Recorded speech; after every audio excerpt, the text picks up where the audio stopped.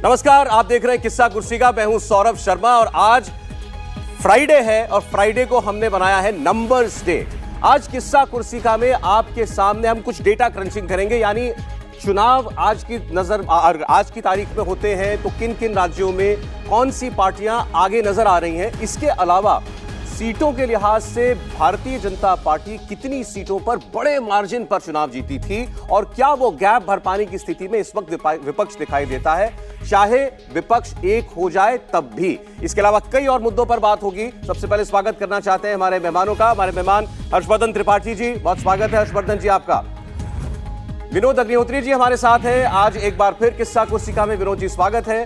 और प्रदीप सिंह जी रोज की तरह हमारे साथ हैं। प्रदीप जी आपका भी बहुत स्वागत है। पहले चार मुद्दे जो आज के किस्सा कुर्सी के हमने आपके लिए तय किए हैं वो हम आपको बता दें। 1 बजे से लेकर 3 बजे तक आपके सामने जिन मुद्दों पर बात होने जा रही है वो 4 मुद्दे आज किस्सा कुर्सी में कौन से रहने वाले हैं।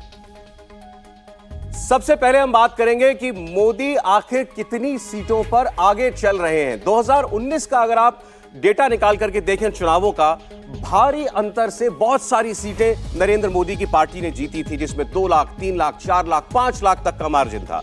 अब ऐसी मार्जिन वाली सीटों पर विपक्ष अगर एक हो भी जाता है तो भी क्या वो चुनौती दे पाने की स्थिति में दिखाई दे रहा है, बात होगी। दूसरा मुद्दा आज का जिस पर बहुत ज्यादा विवाद छिड़ा हुआ है और प्रधानमंत्री को कहा जा रहा है कि ये संकीर्ण सोच वाले हैं। क्यों? क्योंकि Nehru museum and memorial library का नाम बदल दिया गया है। दिल्ली में 3 मूर्ति भवन को उस सोसाइटी का नाम बदल दिया गया है और अब वो प्रधानमंत्री सोसाइटी के नाम से जानी जाएगी। इस पर क्यों विवाद छिड़ा है जबकि पहले ही प्रधानमंत्री संग्रहालय बनाया जा चुका है, हम आपको बताएंगे। तीसरा बड़ा मुद्दा यह कि क्या उत्तर प्रदेश में योगी आदित्यनाथ को अब पिछड़ों के साथ साथ मुसलमानों का साथ भी मिलता हुआ दिखाई दे रहा है। निकाय चुनाव में इसकी एक झलक दिखाई दी थी। आज हम कुछ डेटा के साथ इस पर बात करेंगे। ओम प्रकाश राजभर की योगी आदित्यनाथ से मुलाकात, वो किस ओर इशारा कर रही है। एक इंटरेस्टिंग बात, योगी आदित्यनाथ शायद इस वक्त बीजेपी के राज्यों के इकलौते मुख्यमंत्री हैं जिन्होंने अपने सूबे में निकाय चुनाव खत्म हो चुके, सब निपट चुका है, लेकिन अभी से 2024 के लिए सभाएं और रैलियां करना शुरू कर दिया है। और चौथा मुद्दा आज का, हिमाचल प्रदेश से एक परेशान करने वाली खबर आई है। क्यों छोटे राज्यों में हिंदू मुस्लिम फसाद या तनाव ये बढ़ते जा रहे हैं, और साथ ही इसको लेकर भी डेटा आपके सामने रखेंगे कि आज की तारीख में मुस्लिम मतदाता नरेंद्र मोदी को लेकर क्या सोच रखता है, नरेंद्र मोदी को कितने प्रतिशत मुसलमान प्रधानमंत्री के तौर पर देखना चाहते हैं। लेकिन शुरुआत आज सबसे पहले हम करने जा रहे हैं कि भारतीय जनता पार्टी क्या चुनाव से पहले ही एक बड़े मार्जिन के साथ इस रण में उतरने जा रही है। देश में यह चल रहा है कि क्या 2024 वाला लोकसभा चुनाव 2023 में ही हो जाएगा। मोदी विरोधी मोर्चा बनाने निकले नीतीश कुमार बड़ी हड़बड़ी में दिखाई दे रहे हैं। विपक्षी दलों से नीतीश कुमार 2 दिन में 2 बार ये कह चुके हैं कि चुनाव 2023 में भी हो सकता है और 545 में से 500 सीटों पर एक साथ लड़ने की तैयारी कर लीजिए। आज उन्होंने अपनी कैबिनेट का विस्तार भी किया, एक ही मंत्री ने शपथ ली। शायद नरेंद्र मोदी की तैयारी को देखकर नीतीश कुमार भी ये सोच रहे हैं और अपने सहयोगियों से ये कह रहे हैं कि कमर की पेटी कस लीजिए। सुनिए। अगर मान लीजिए अपोजिशन की यूनिटी के लिए शुरुआत किया गया है तो हो सकता है उन लोगों को लगे कि लोग मिल करके आगे बहुत मूवमेंट करेगा तो ज्यादा नुकसान होगा, तब पहले भी कर सकता है। इसलिए पूरा का पूरा हमने सारे पार्टियों को अलर्ट किया है कि आप समझ लीजिए, इसलिए मिलकर के लड़िएगा तभी जाके आपको बीजेपी से मुक्ति मिलेगी। नीतीश कुमार साहब ने कल भी ये बात कही थी और आज भी उन्होंने इस बयान में आगे कहा है कि मत मान के चलिए कि 2024 में ही चुनाव होगा। आप लोगों की तैयारी देख करके नरेंद्र मोदी घबरा करके हो सकता है चुनाव पहले करवा ले। अब ये बात वो केवल थोड़ा जोश भरने के लिए कह रहे हैं अपने सहयोगियों में, या सबको एक साथ लाने के लिए अर्जेंसी क्रिएट कर रहे हैं, या इसमें कुछ तथ्य हो सकता है? भाई 22 साल की नरेंद्र मोदी की जो राजनीति है उसमें घबरा कर तो कोई कदम उठाया नहीं, एक बात। दूसरा, नरेंद्र मोदी अमित शाह की जो बीजेपी है इसका जो सिद्धांत है कि जितने दिन के लिए जनादेश मिला है उससे एक दिन भी कम जो है नहीं रहना है सरकार में। तो वो अगर वो उनको लग रहा है कि वो इंडिया शाइनिंग वाला 2004 वाला, तो वैसा तो नहीं होने वाला है। दूसरा, तैयारी जो बीजेपी की होती है उसकी अपनी एक गति है और उसका अपना एक टाइम टेबल होता है। और बीजेपी की तैयारी आज से करीब 10 महीने पहले शुरू हो चुकी है, जब उसने आइडेंटिफाई की कौन कौन सी सीटें हम हारे थे, उनमें से किन सीटों पर को हम फिर से हम जीतने की कोशिश कर सकते हैं। उसके लिए प्रयास जो है वो मंत्रियों की, केंद्रीय मंत्रियों की ड्यूटी लगाई गई। किसी को 2, किसी को 3 कॉन्स्टिट्यूंसी का जिम्मा दिया गया कि वहाँ जाइए, लोगों से मिलिए, कार्यकर्ता से बात कीजिए, आम लोगों की समस्या सुनिए, जो हल कर सकते हो हल कीजिए, नहीं तो कैसे हल हो सकता है इसके बारे में सोचिए, कैसे सामाजिक आधार बढ़ाया जाए। तो बीजेपी सामाजिक और भौगोलिक दोनों विस्तार के मोर्चे पर काम कर रही है। तो चुनाव पहले क्यों करा लेगी? अब मुझे बताइए। अर्थव्यवस्था की स्थिति अच्छी है, दुनिया भर में मोदी की वाहवाही हो रही है, महंगाई नीचे आ रही है, बेरोजगारी के लिए सरकार कदम उठा रही, लेकिन समस्या है। ऐसा नहीं है कि 1 साल में या 6 महीने में उसमें कोई बहुत बड़ा परिवर्तन, क्रांतिकारी परिवर्तन आ जाएगा कि अचानक लोग बेरोजगारी के नाम पर सड़क पर उतर आएंगे, और अभी नहीं उतर रहे हैं। तो इसलिए जो भी फैक्टर्स चुनाव को प्रभावित करते हैं, उनमें से ऐसा कोई फैक्टर नहीं है जिसकी वजह से बीजेपी को डर लगे और चुनाव प्रीपोन करे। प्रीपोन करे। अब विपक्षी एकता की बात है, तो विपक्षी एकता का हमेशा, ये जो अर्थमेटिक है हमेशा केमिस्ट्री में बदलती नहीं। ठीक, अतीत भी यही बताता है, इस दौरान भी जो गठबंधन हुए हैं वो भी यही बताते हैं।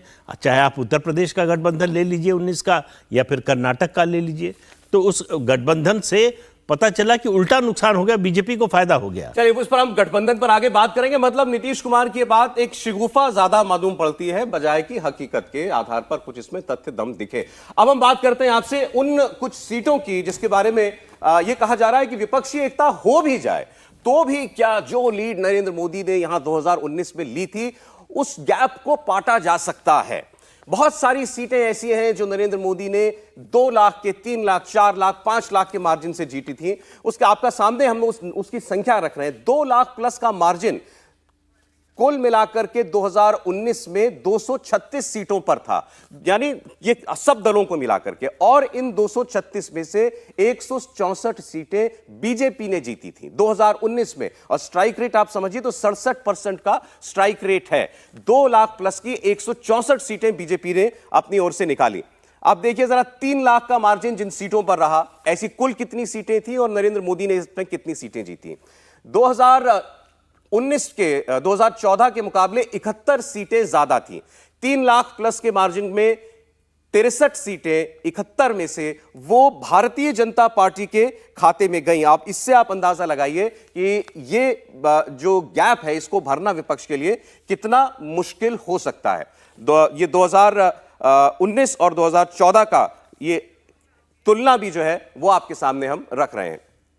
ऐसे ही 4 लाख प्लस वाली सीटें, 3 लाख प्लस वाली सीटों आपने देखी, 4 लाख प्लस वाली सीटों पर आप देखिए 4 लाख का मार्जिन जिन सीटों पर था उसकी संख्या आपके सामने 36 ऐसी सीटें थी, 31 इसमें से भारतीय जनता पार्टी ने जीती। 86% सीटें 4 लाख प्लस मार्जिन वाली। तो और 2014 और 2019 का चुनाव यह बताता है कि भारी मार्जिन से जीती हुई सीटों की संख्या बहुत ज्यादा बढ़ गई। तो यह भी अपने आप में एक आंकड़ा यह बताने के लिए है कि जब चुनौती ज्यादा मुश्किल हुई नरेंद्र मोदी के लिए तो मार्जिन भी उससे ज्यादा ही बढ़ता चला गया। अब 5 लाख से ज्यादा मार्जिन से जीतने वाली सीटें बहुत कम हुआ करती हैं। 2014 में केवल 6 सीटें ऐसी थी पूरे देश में 543 सीटों में से। 2014 में 5 सीटें जीती थी बीजेपी ने 6 में से। 2019 आते आते कुल संख्या हो गई 17 सीटें जहां मार्जिन 5 लाख प्लस था, और इन 17 में से 15 सीटें बीजेपी के पास थी।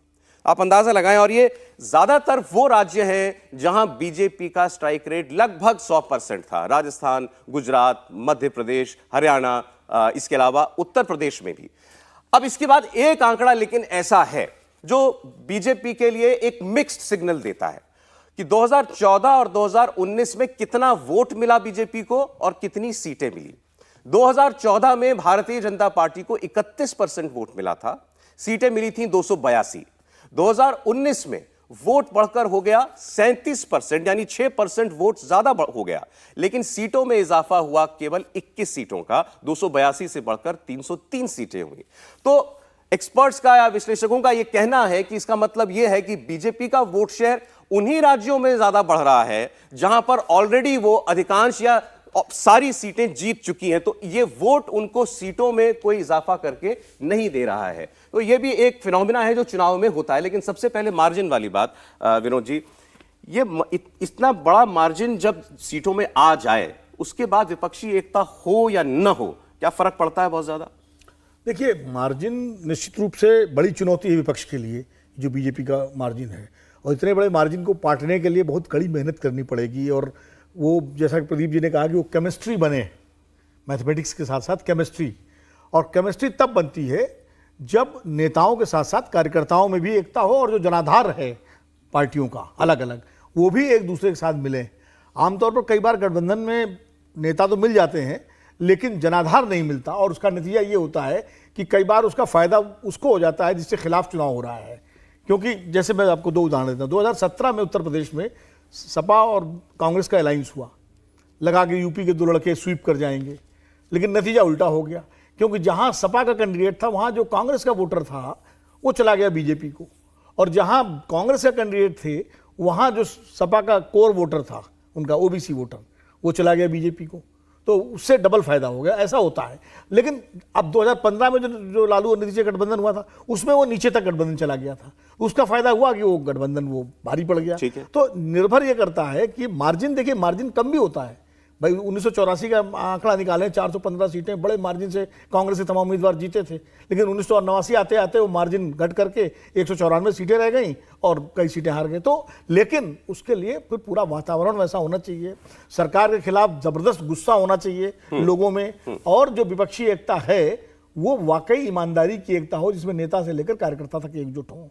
जब ये तीनों चीजें हो जाती हैं तब इतना बड़ा मार्जिन आप पाट सकते हैं, नहीं तो इतना बड़ा मार्जिन। ऐसा माहौल आपको दिख रहा है इस वक्त? नहीं, अभी मुझे लगता है कि अभी समय है कुछ भी कहने के लिए। अभी इसमें तो ऐसा मैं नहीं कह सकता कि एकदम से बहुत नाराजगी लोगों में इतनी ज्यादा हो गई हो कि लोग जैसे 77 में हो गई थी, तो ऐसा तो अभी नहीं दिख रहा है। लेकिन क्या अगर 8 महीने 9 महीने में क्या विपक्ष एकजुट होकर के और ऐसा बना पाएगा? अब विपक्ष में भी कई दल हैं जिनके कार्यकर्ता एक दूसरे से बैठने को तैयार नहीं। नेता मान लीजिए 23 जून को बैठ भी जाएंगे तो आम आदमी पार्टी और कांग्रेस के कार्यकर्ता एक साथ बैठ पाएंगे। और आम आदमी पार्टी ने कल एक ऑफर दिया कांग्रेस पार्टी को, उन्होंने कहा कि भाई आप एक साथ हमारे साथ मिलकर चलना अगर चाहते हैं तो दिल्ली में आप शून्य रहे पिछले 2 चुनावों के अंदर, दिल्ली आप छोड़ दीजिए, पंजाब आप छोड़ दीजिए, राजस्थान एमपी हम छोड़ देंगे, जहां वो कुछ नहीं है उन राज्यों में। तो ये आम आदमी पार्टी ऑफर दे रही है। अब दिल्ली को लेकर उनकी बात ठीक है, अब कांग्रेस मानती है कि नहीं मानती ऑफर क्या? हालांकि लोकसभा चुनाव में नंबर 2 पार्टी कांग्रेस पार्टी रही, ये बात आम आदमी पार्टी की बताती है। जमानत जब्त हुई है लोकसभा चुनाव में 2019 में 5 सीटों पर आम आदमी पार्टी की जमानत भी जब्त हुई। लेकिन ये आपको हर चीज ये तो बता देता है कि अंडरस्टैंडिंग के स्तर पर जब हम यहां बात कर रहे हैं कि इतना मार्जिन से बीजेपी की इतनी सारी सीटें निकली हुई हैं 2019 में, तो विपक्षी एकता को लेकर किस किस्म के बयान आ रहे हैं? देखिए सौरभ जी, मैं ईश्वर करे कि हम लोगों को कोई और बुरी खबर बिपरजॉय तूफान से न मिले, अभी तक नहीं मिली है। लेकिन ये बिपरजॉय तूफान आया तो क्या हुआ, पहले से हमें पता चल गया कि इस तरह का तूफान आने वाला है। तो डिस्ट्रिक्ट से लेकर स्टेट से लेकर सेंटर तक कोऑर्डिनेशन है, कहीं किसी को दिक्कत नहीं, लोगों को यहाँ से उठा के वहाँ ले जा रहे हैं। सबको पता है कि कहाँ रहना है, कितने दिनों तक रहना है, उससे अपना जीवन बचेगा, अपना क्या फ़ायदा है। यहाँ तो राजनीतिक बिपरजॉय तूफान दिख रहा है। अच्छा, लेकिन जो मैनेजमेंट है वो नहीं है। और ज़रा आप देखिए, मैं उस बयान को देख रहा था तो मुझे लगा कि नीतीश जी ऐसे ही हो गए हैं या कुछ ज़्यादा गड़बड़ा गए हैं। वो कह रहे हैं कि बहुत हड़बड़ी में हैं। अब हड़बड़ी में तो है, अमित शाह ने हड़बड़ी कर दी ना, जीतन राम मांझी गायब हो गए उनके यहाँ से। और पता चलेगा जब तक ये विपक्षी एकता पहुंचेगी 2024 के चुनाव तक, तो इतना समय अमित शाह को मिल जाएगा कि हो सकता है कि और 2-4 लोग गायब हो जाएं। तो मुझे लगता है कि ये जो संकट है ये चौतरफा है विपक्ष के पास। पहली बात तो एक, सबको अपनी अपनी जमीन बचानी है, कहां किसका गायब हो रहा है वो देख रहे हैं। दूसरा ये कि राज्यों में जो मजबूत है उसको लग रहा है कि अरे कांग्रेस ही आ जाएगी तो हम तो फिर खत्म। और जो सबसे बड़ी बात है, ये जो आंकड़े अभी आपने दिखाए, ये आंकड़े 2017 का मुझे गुजरात विधानसभा चुनाव याद आता है। न नरेंद्र मोदी थे, ना अमित शाह थे, मतलब राज्य की राजनीति से बाहर थे। और उसके बावजूद भारतीय जनता पार्टी जब 99 पर चली गई थी तो एक दूसरा आंकड़ा भी था जो लोगों को नहीं ध्यान में था।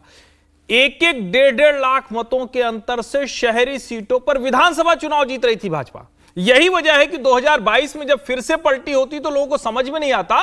दरअसल एक बड़ा वर्ग था जो भारतीय जनता पार्टी के पीछे तब भी खड़ा था, लेकिन सीटों का अंतर जो था उसकी वजह से थोड़ा घट गया, क्योंकि कई कई जगह पर वो घटे, कई जगह पर बहुत ज्यादा वोट उनके पास थे। तो ओवरऑल कहें तो बीजेपी का ये जो सेंटिमेंट है, उसको राजनीतिक भाषा में ये जो राजनीतिक विपर्जय तूफान है, इससे निपटने की कोई तैयारी विपक्ष की नहीं है। न संयोजन है एक दूसरे के साथ, न किसी तरह का कौशल है, और तकनीकी ज्ञान तो बिल्कुल ही नहीं, जिसको हम कहते हैं ग्राउंड का मैनेजमेंट। जी, और इसमें एक बार फिर से ये जो डेटा आपके सामने चल रहा है, जिसका हर्षवर्धन जी ने भी इशारा किया, फिर से आप सोचिए 2019 के अंदर अगर 164 सीटें तो ऐसी हैं जो 2 लाख के मार्जिन से भारतीय जनता पार्टी जीतती है। 2019 जब 3 लाख प्लस की बात करते हैं तो 2019 के अंदर 105 सीटें, अब आप जोड़ते रहिए, 164, 105, इसके अलावा 4 लाख प्लस वाली 44 सीटें हैं और 5 लाख वाली ये 15 सीटें हैं। तो यही अपने आप में तकरीबन 250 सीटें से ज्यादा बन जाती हैं। तो यहाँ इन सीटों पर मतलब लड़ाई कैसे होगी? एक कारण ये भी है 224 सीटें कि बीजेपी का भौगोलिक विस्तार उस अनुपात में नहीं हो रहा है। वोट शेयर बढ़ा, जहां मजबूत है वहां और मजबूत हो रहे हैं। यानी जहां भरोसा है, जहां आपके कार्यकर्ता हैं, नेता हैं, स्टेट लीडरशिप है, वहां आप बढ़ रहे हैं। सबसे बड़ा सेटबैक बीजेपी को है साउथ में। कर्नाटक को छोड़ दें तो बाकी जगह आप देखिए, लोकसभा चुनाव की दृष्टि से बीजेपी के हाथ में कुछ भी नहीं है। तो इधर वोट बढ़ता है तो उस अनुपात में सीट इसलिए नहीं बढ़ती है।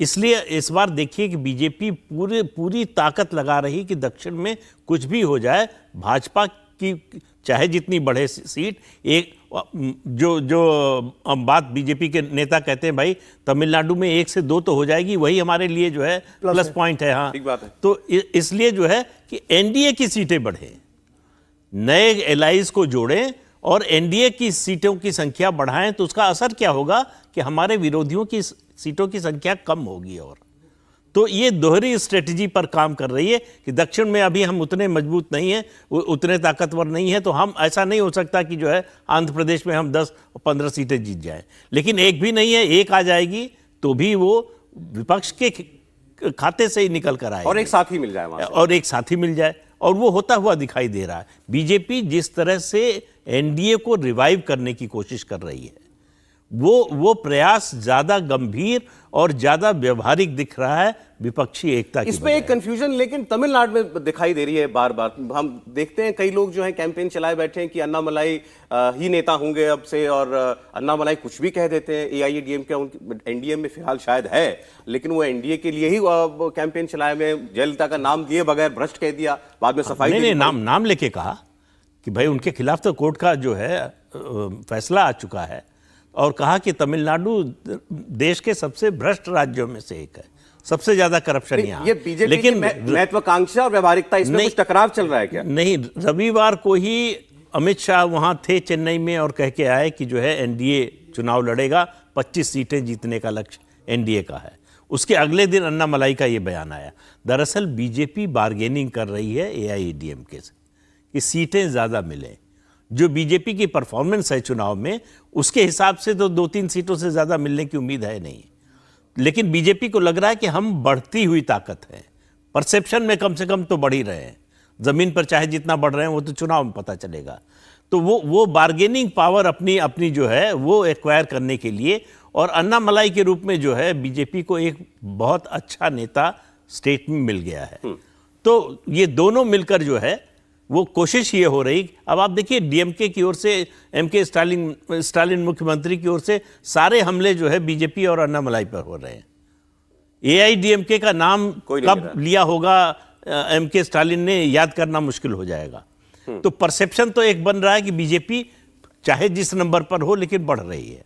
ठीक, तो उसका फायदा जो है वो उठाना चाहते हैं। इंडिया टीवी हर वक्त हर जगह डाउनलोड करने के लिए सर्च करें India TV news Google play store या ऐप स्टोर पर।